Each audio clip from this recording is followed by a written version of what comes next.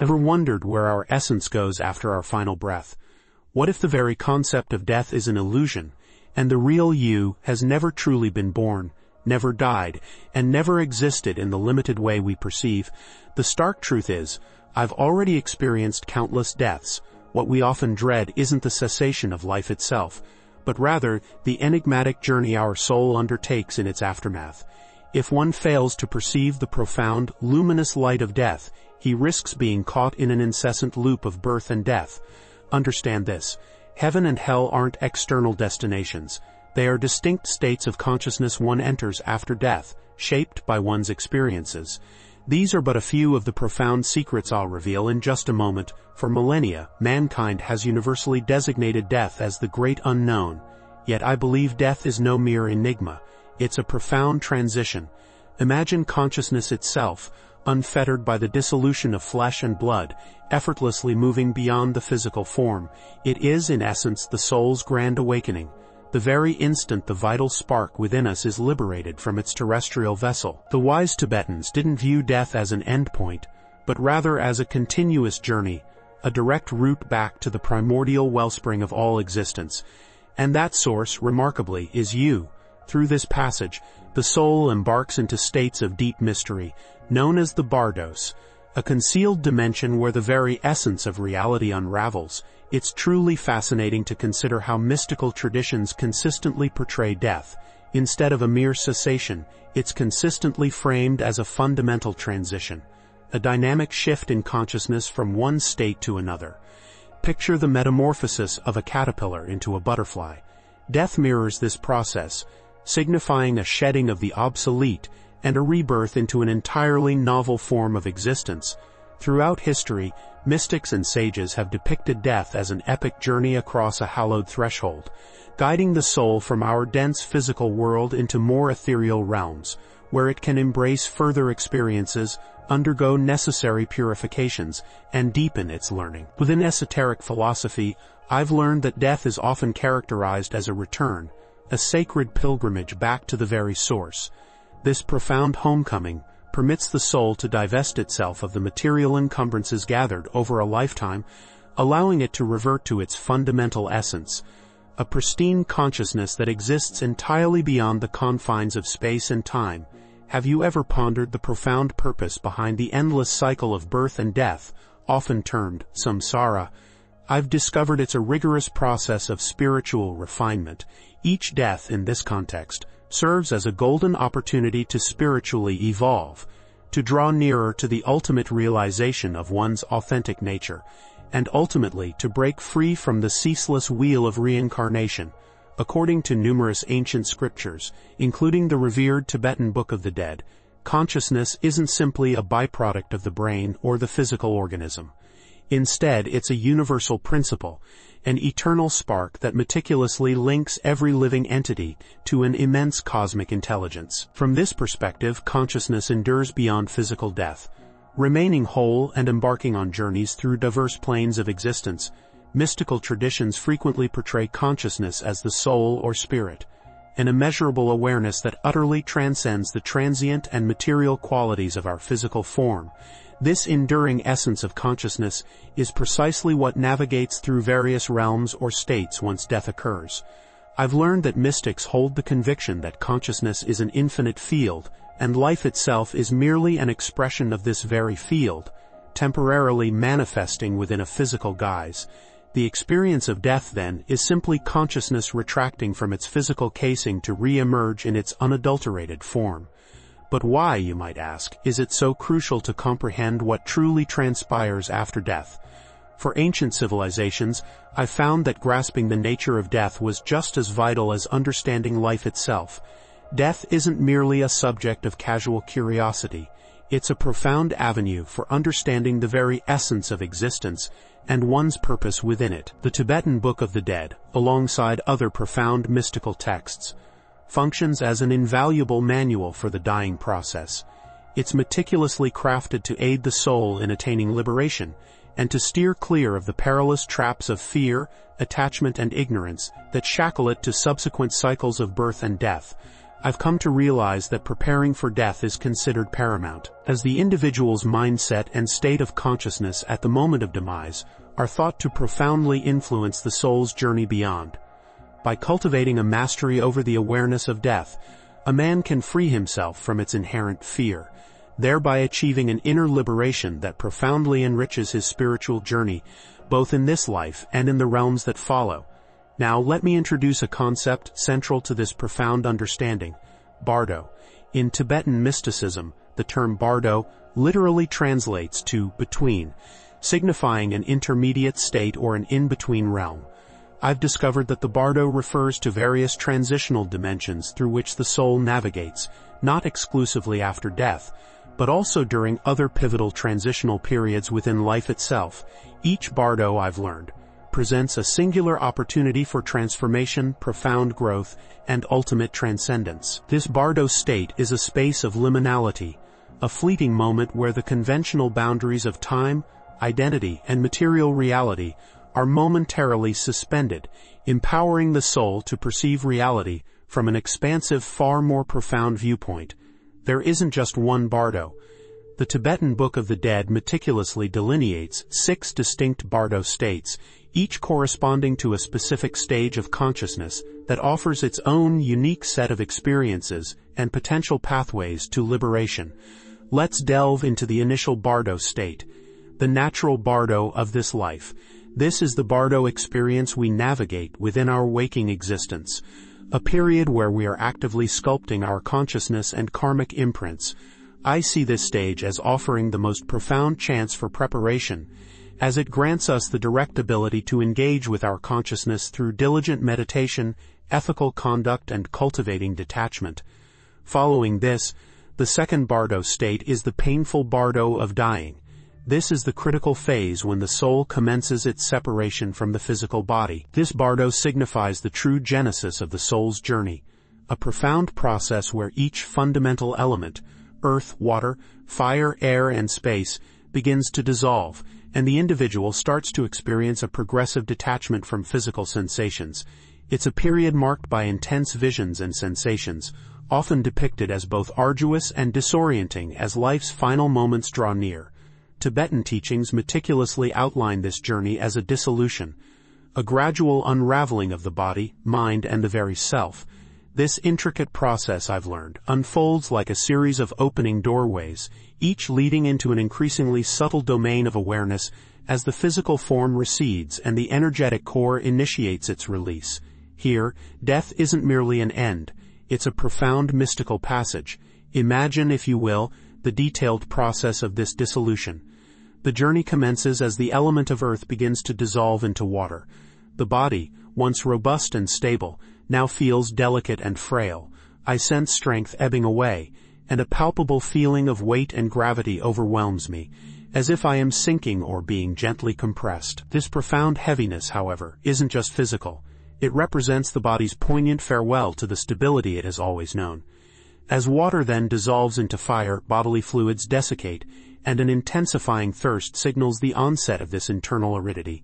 Warmth starts to recede from the hands, feet, and face, gradually pulling inward. A man might feel a distinct dimming, as if life itself were withdrawing, converging closer to the core. Next, fire dissolves into air, and here warmth entirely leaves the body. A distinct coolness envelops me, and with it, visions may manifest. Flickering lights, fleeting sparks, or indistinct, undulating forms that drift before the mind's eye. It's as though the inner fire, that very spark of life, is yielding itself, leaving behind only a gentle breath. With the fading of air into space, breathing becomes shallow, light as a whisper. Thoughts and sensations scatter, like leaves adrift on a windless day. In these fleeting moments, the mind begins to apprehend a vast emptiness, an all-encompassing tranquility. As perceptions blur, a sense of boundless space expands, as if the self is slowly melting into the grand unknown. Finally, space dissolves into pure consciousness, and all that endures is awareness itself, naked and boundless, emancipated from the body, the mind, and identity. This pure consciousness is depicted as a luminous, radiant presence. It's an opening, a final, invaluable gateway into the realm beyond form. Tibetan wisdom imparts that this moment is profoundly sacred, a vital threshold where consciousness can perceive its most authentic nature, luminous and immense. For those who have undergone training in these teachings, death isn't met with dread, but rather approached with deep reverence, viewed as a supreme opportunity for liberation. If, in these fleeting seconds, one can truly recognize the light of pure awareness, he may transcend the cycle of rebirth and suffering, merging with an endless, profound peace. This, I understand, is the ultimate passage, a transformative journey through dissolution, where what ultimately remains is a radiant glimmer of the eternal. Before we delve deeper, please consider supporting this content by liking and sharing this video. Now, let's explore what I consider the most pivotal of these states, the luminous bardo of Dharmata. In this extraordinary bardo, the soul encounters the clear light of reality, a pristine, non-dual illumination that embodies the ultimate truth. Here, the potential for ultimate liberation is at its zenith. If the soul can but recognize this light as its own inherent nature, I'm told, it can achieve instantaneous freedom. However, should it fail this recognition, it then transitions into more distinct visions of both peaceful and wrathful deities. Within the intricate Tibetan teachings, I understand the luminous bardo of Dharmata unfolds as a realm of pure, unadulterated light, a crucial juncture in the post-death journey where the soul directly confronts the very essence of reality itself. Here, the clear light, a brilliant non-dual awareness, manifests as the supreme truth. It is boundless, formless, and entirely free from the illusion of individual identity, a light so pure it transcends all earthly limitations. For those who are adequately prepared, this light isn't some external phenomenon, but rather the perfect reflection of their own deepest nature, a direct portal to enlightenment itself. At this critical threshold, liberation can manifest in an instant. Should the soul unequivocally recognize the clear light as its authentic essence, freedom from the cycle of birth and death is immediately realized, and the soul is liberated. Yet this recognition is anything but simple. It demands absolute detachment from the ingrained habits, thoughts, and attachments accumulated over countless lifetimes. Fear, often born from the unknown, must be utterly vanquished, and the mind must remain utterly open, unclouded by the myriad illusions it has meticulously crafted. For the vast majority, however, the clarity of the Dharmata isn't so profound. As the clear light begins to recede, the soul frequently experiences intensely vivid visions of deities, both serene and terrifying. These, I've learned, are not external entities, but potent, symbolic reflections of the soul's own karma, emotions, and consciousness. These figures are mere projections of the mind, and through them, the soul is presented with a crucial opportunity to recognize the illusory nature of its own constructs. Every vision, whether tranquil or fearsome, serves as a mirror of the soul's internal state, and a chance to finally release the detrimental patterns that bind it. Nevertheless, this remains an arduous undertaking. The primary impediments within this bardo are fear, ignorance, and attachment. When the clear light dissipates, many souls succumb to profound confusion, utterly unable to perceive the light for its true nature. Instead, they become ensnared in their own projections, inexorably drawn back into the relentless cycles of rebirth, doomed to repeat archaic patterns of suffering. The profound teachings of the Tibetan Book of the Dead offer invaluable guidance during these critical moments. Prayers and precise instructions designed to remind the soul to relinquish control, to perceive these visions as nothing more than mental illusions, and to reintegrate with the ever-present radiant awareness. So, what transpires if liberation isn't achieved in the luminous bardo of Dharmata? I've learned that the soul then enters the fourth state, the karmic bardo of becoming, where it is inexorably drawn back to rebirth. This phase is entirely governed by karmic forces, and the soul finds itself pulled towards new parents and circumstances, dictated by its past actions and any unresolved attachments. The journey through the karmic bardo of becoming, I perceive, is an intricate ballet of energies, a complex process where the soul is propelled into its next incarnation by the powerful magnetism of its previous actions, thoughts, and intentions. This realm, meticulously shaped by karma, isn't simply a place of judgment, but rather a dynamic space where the soul continues its evolution, guided by the unseen forces of its own past. As the soul departs the physical body, it enters a state where it is magnetically attracted to realms that precisely mirror the vibrational frequency of its accumulated karma. The forces at play in this bardo, I've come to understand, are far from arbitrary. They are profoundly tied to the purity or distortion of the soul's intentions across countless lifetimes. A soul that has consistently acted with compassion, love, and truth is gently drawn towards higher, more harmonious planes of existence, where peace and spiritual growth are more readily accessible. Conversely, a soul that has been driven by fear, hatred, or ignorance finds itself pulled into denser realms where suffering persists, not as a punitive measure, but as a crucial catalyst for learning and profound transformation.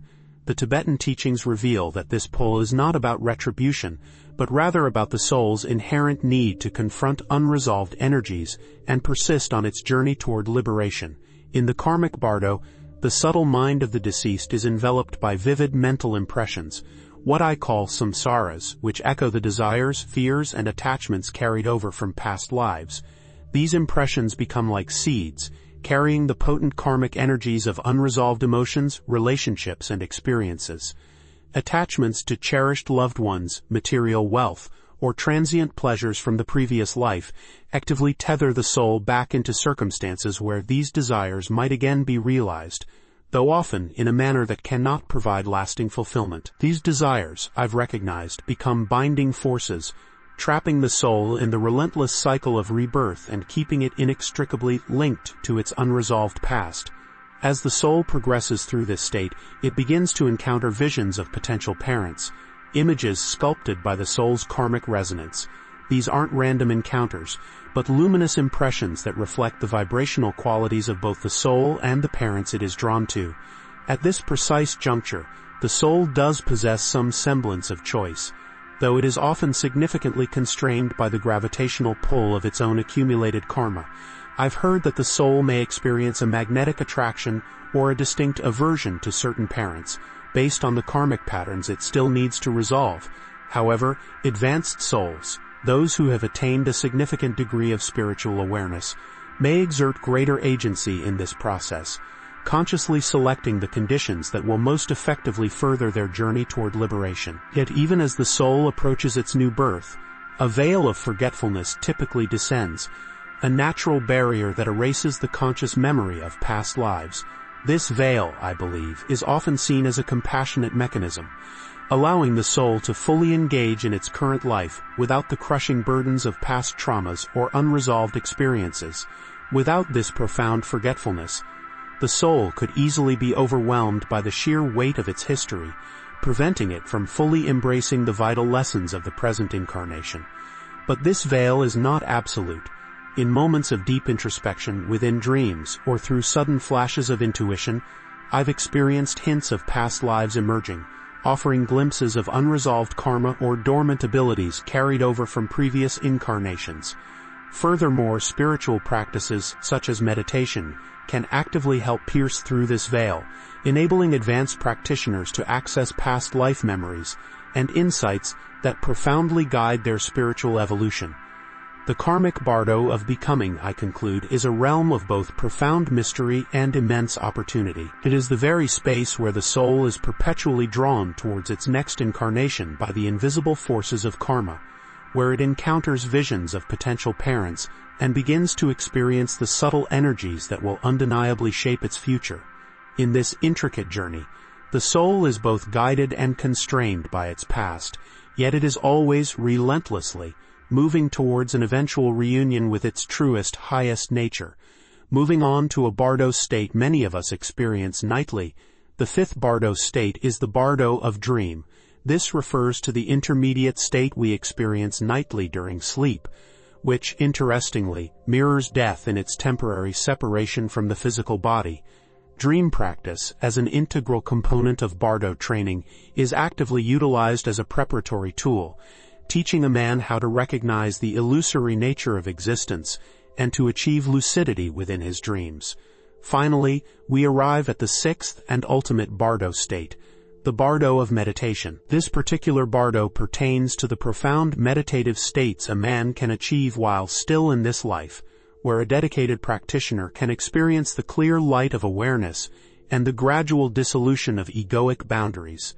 In advanced meditation, I've learned that individuals can consciously experience states that closely mimic the post-death Bardos, an invaluable practice that profoundly aids in their preparation for the actual experience of death itself.